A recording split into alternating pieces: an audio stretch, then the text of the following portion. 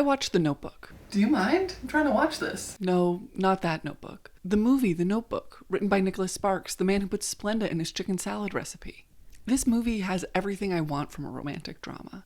A love story thwarted by mail fraud, the renovation of a house, old cars, a big pile of letters from the earlier mail fraud situation, reacting to a newspaper article like this. And sure, fainting might be because she's seeing a photo of the man she loved, but possibly it's because a house from 1772 could go from this to this to this. Or she could be anemic. But there's a secret about this house.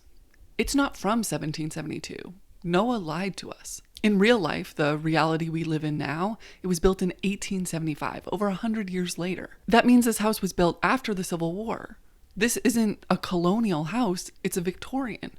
Somewhere along the way, it just lost all of its trimmings. This photo of the house was posted on one of the best blogs on the internet, hookedonhouses.net. Julia had been in contact with the family who had built that original 1875 house, and based on the photos, it's a Folk Victorian. A field guide to American houses would probably define it as a side-gabled two-story with a wraparound porch. Gables are that triangular area where the exterior wall meets the roof. Side-gabled means it's on the side like this. This would be front gabled. This is a roof with no gables. And this is what it looks like to have a gabling problem. But I fear I might have gotten ahead of myself.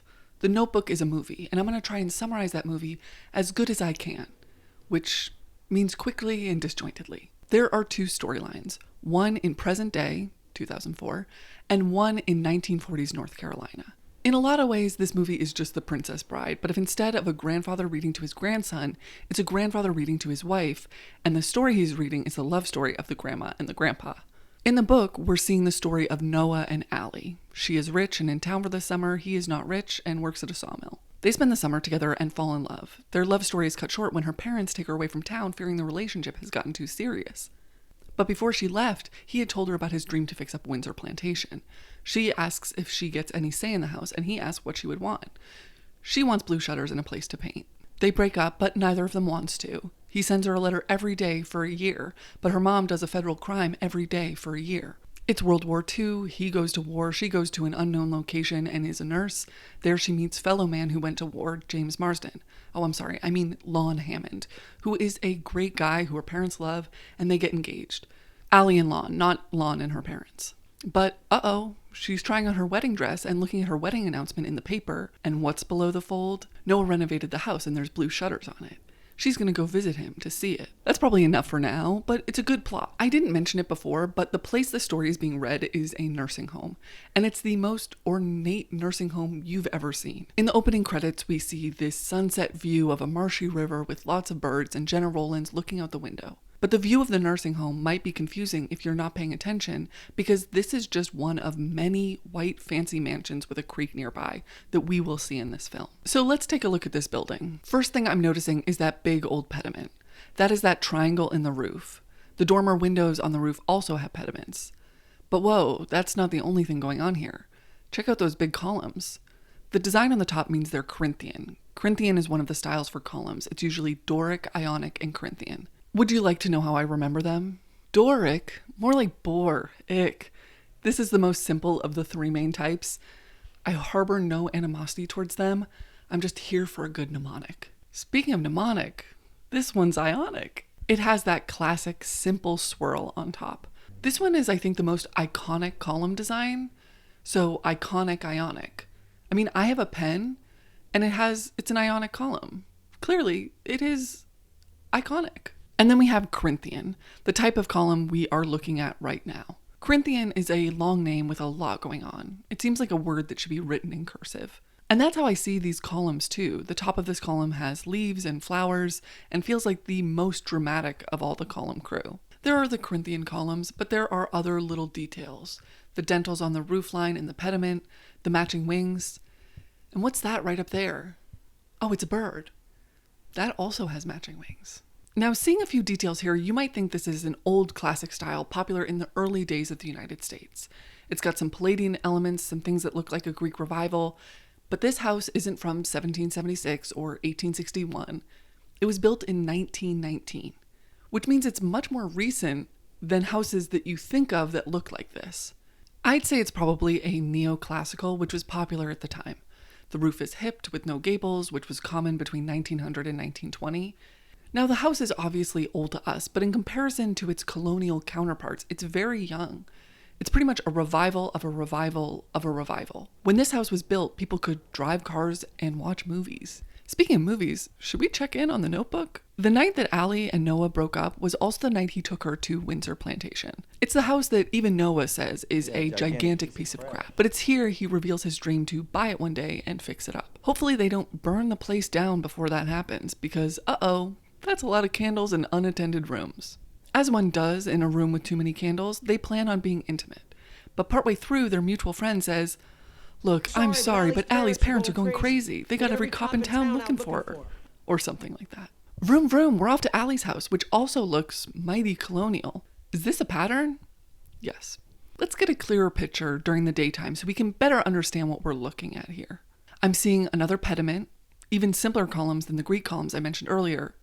They aren't ribbed for our pleasure, so that means they are probably Tuscan, which is another column I didn't mention before because I don't have a good mnemonic for it, and it's Roman, not Greek, even though the Romans used all of them. While I'm admitting things, I said ribbed because it was funny, but it's actually referred to as fluted. I'm sorry. Based on the exterior, you might think this is a bank, but it's actually Boone Hall Plantation from Ryan Reynolds and Blake Lively's wedding and Allie's summer home in the movie we're watching. The reason it looks like this is a really long game of telephone, like 21 centuries long. And the man at the center of that game of telephone is Andrea Palladio. He was an Italian architect from the 1500s. He built many buildings within Italy, but he also wrote about architecture. He documented the ancient Roman ruins in his The 4 Books on Architecture. He wasn't the only person to write this all down, but his work is considered more engaging, comprehensible, informative, and useful than other attempts. He wrote, "I intend therefore to illustrate in this book the form and ornaments of many ancient temples, of which one can still see the ruins, and which I have recorded in drawings, so that anyone can understand the form and ornaments. And although one can see only portions of some of them standing above ground, I have nonetheless proceeded to deduce from them what they must have been like when they were complete." So we have Palladio from the 16th century acting as a major communication point, memorializing Roman ruins from the 1st century. But he also made assumptions on their design, and in his own work, he would create his own adaptation of the style. His book was published in 1570, and it had a lasting legacy. Another book was published 162 years later by Scottish architect James Gibb. He was using the work of Palladio and was encouraging this Anglo-Palladian movement, which would find itself on country houses and public buildings in England. His work had influence in American architecture as well. Although some just followed the work of Gibbs, others went straight to the source, like Thomas Jefferson, who through his lifetime owned 7 editions of Palladio's The 4 Books and called it the Bible. And his love for the work of Palladio can best be seen in a building he designed with the assistance of a formal architect. It's the Virginia State Capitol, which was finished in 1788. It really is a building that is all portico. But this style wasn't just reserved for political buildings and state houses. It found itself on actual houses too. Well, not so much houses, more plantations. I got most of this information on Palladio from an essay by Calder Loth titled Palladio's Influence in America, which explains what the portico is providing to all these structures. At the start, he's talking about Frascati, an 1820s Virginia plantation house. If we were to remove its portico, Frascati would lose most of its visual and psychological clout. The portico continued to be a particularly popular device throughout the 20th century to signal an owner's wealth and status. Wealth and status. That's important. Because let me go back and show you the house that got us talking about this topic. Boone Hall Plantation. It's got the portico, it even has a Palladian window above the front door, and it's definitely trying to illustrate wealth and status. From the late 1600s to the early 1800s, it was owned by the Boone family. There were 90 to 100 enslaved people who worked on this plantation and in the house. In 1817, John and Henry Horlbeck, 2 brother contractors, bought the property, expanded the plantation to include a pecan grove, and started a brickyard. During this time, there were between 275 and 300 enslaved people working on the Horlbecks' cotton, pecan, and brick businesses. But the Boone Hall Plantation building I showed you didn't exist when the Boones or the Horlbecks lived here. It was built 70 years after the Civil War. So, did the original house look just as grand as this one? No. This was the original plantation house, photographed in 1900. You'll notice it doesn't have that visual or psychological clout. In an article from 1936, it was described as the ordinary frame farmhouse. And that house was torn down around 1935 to be replaced with the Boone Hall we see in this photo and in the notebook. A Canadian diplomat, Thomas Stone, had bought the farm after a road trip to Florida. In his diary, he explains that he met a man selling nuts on the side of the road. He and his wife were taken with the idea of having a pecan plantation as a business and a home. In a later diary entry, he describes the tearing down of the original house in October 1935, and then in January 1937, he describes the home's completion. To better understand the architectural timeline, while this house was under construction in this neoclassical style in South Carolina, 500 miles away, Falling Water in Bear Run, Pennsylvania, was being built by Frank Lloyd Wright. If we go back to that game of telephone, you'll notice that the United States keeps picking up the phone and creating their own interpretation with the classical Roman inspiration. Every 100 years or so, everyone's recreating it all over again. In Calder-Loth's essay, he calls out some of the worst interpretations. America has hundreds of houses graced with stately porticos, the products of architects well-versed in classicism. Many new houses continue to be embellished with porticos in an effort to add prestige. Unfortunately, modern-day porticos often fail to follow the Palladian standards for proportion, column spacing, or detailing, and thus smack of illiteracy. Too many of today's architects and developers attempt to play the game without knowing the rules.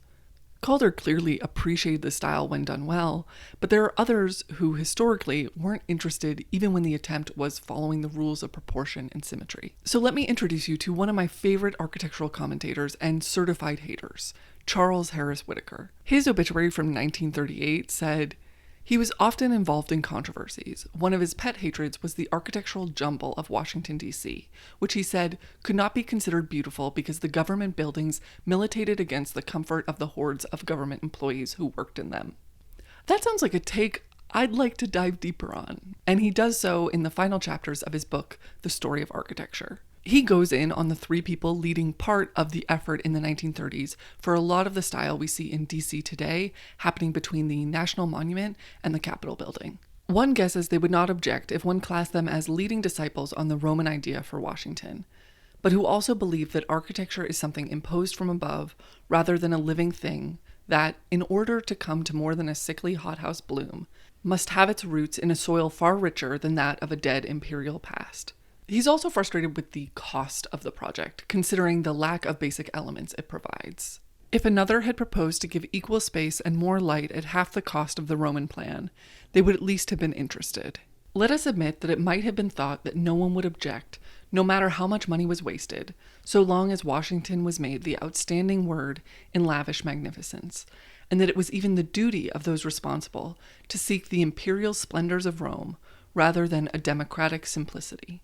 In there, he's making a subtle dig at a big complaint about these buildings, something people had already been frustrated with 100 years earlier when the trend of Greek revival was on its way out in the United States. John Moss writes about it in his book, The Gingerbread Age. Actually, the Greek revival had run its course in the 1840s because it was no longer adequate. This beautiful, serene style is essentially an architecture of facades. Fenestration was always a problem in porticoed buildings. Even such a lover of antique as Goethe had recognized that columns and windows are a contradiction. The Greek temples had of course been windowless, and the dwellings of the ancient Greeks and Romans were without columns. So Charles Whitaker had clearly thought that Washington, D.C. could have more humane buildings with more windows for less money. But I think he was also frustrated at the lack of creativity. He ends the chapter asking a series of questions out into the void. Why force Washington into a rigid pattern in order to satisfy the liking for a style that is as dead as the design for the first locomotive? Why make Washington the outstanding example of the architectural Blair of Roman imperialism? His book was published in 1934, the government buildings he hated were built, and at the same time the neoclassical houses were rocking it. They were popular from 1895 to 1950, and neoclassical was the second most dominant style, the first being colonial revivals. The two have a lot in common, both being symmetrical rectangles. Boone Hall Plantation was built in a style some have called colonial revival, but I think it leans more neoclassical. And Boone Hall Plantation's location is Allie's house in the Notebook. Because remember, we're talking about the Notebook. I haven't forgotten, I was just taking a long walk around the portico.